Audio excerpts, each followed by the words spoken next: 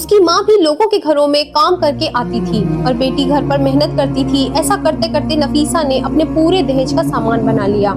پھر نفیسہ کی ماں نے اچھا لڑکا دیکھ کر نفیسہ کی بات پکی کر دی۔ وہ لڑکا غریب ضرور تھا لیکن نفیسہ کی بہت عزت کیا کرتا تھا۔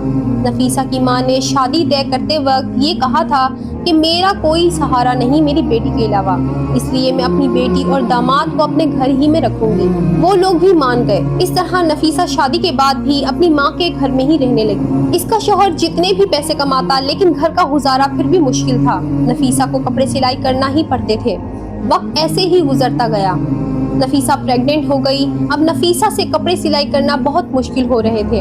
ادھر نفیسہ کو یہ خوشخبری ملی اور ادھر سے شوہر نے گھر آ کر بتایا اسے نوکری سے نکال دیا گیا ہے۔ نفیسہ یہ بات سن کر رونے پٹنے لگی کہ اب میرا کیا ہوگا؟ میں اس حال میں بھی کپڑے سلائی کروں گی؟ کیا مجھے سکون نہیں مل سکتا؟ حالانکہ